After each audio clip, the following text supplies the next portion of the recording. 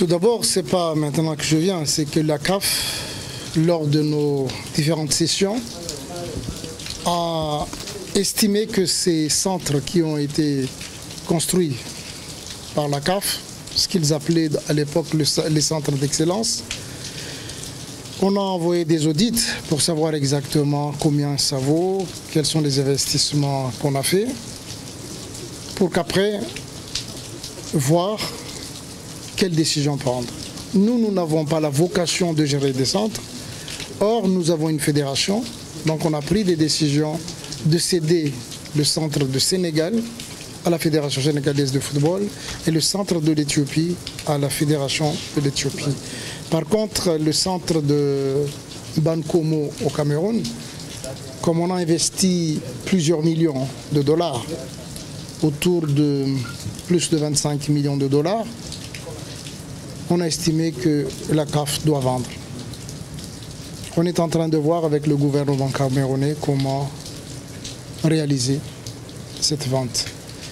Aujourd'hui, je suis venu ici pour d'autres raisons, évidemment, mais c'est aussi au moment où on procède à la passation entre les gérants de ce centre et la Fédération sénégalaise de football. Et donc on est venu avec le président ici pour assister, évidemment avec le secrétaire général du ministère, en qui je remercie beaucoup d'être là, parce qu'on peut développer des centres pareils avec des gouvernements. Seule la fédération ne suffit pas.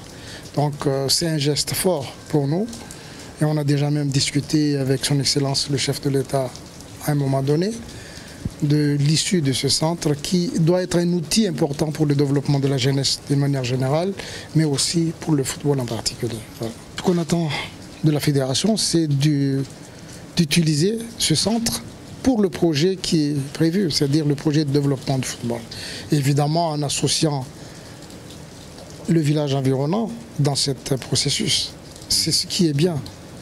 Imaginez qu'un centre pareil implanté dans un village à côté d'un village et que, les jeunes du village ne peuvent pas profiter et de deux, aucun jeune de ce village ne profite pas de cette formation, c'est quand même aberrant.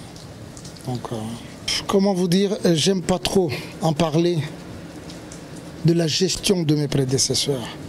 Je sais qu'on nous attaque même en procès actuellement, mais je vous dis, si je réagis, il y aura des gens qui seront en prison. Mais j'essaie de me maîtriser, de me calmer, d'être patient par rapport à ça. Mais ça ne veut pas dire qu'il n'y a pas beaucoup de choses à étaler. Mais notre éducation ne nous recommande pas d'aller dans ce sens. Mais il y a des personnels, même s'ils n'ont pas de contrat, il n'y a pas de fiche de paie en règle, humainement, j'ai pris cette décision de régler leur salaire parce qu'on les a vus ici, ils ont travaillé, ils ont assuré la maintenance de ce centre. Il n'y a pas de quoi, surtout pour des croyants, de ne pas assurer cette responsabilité.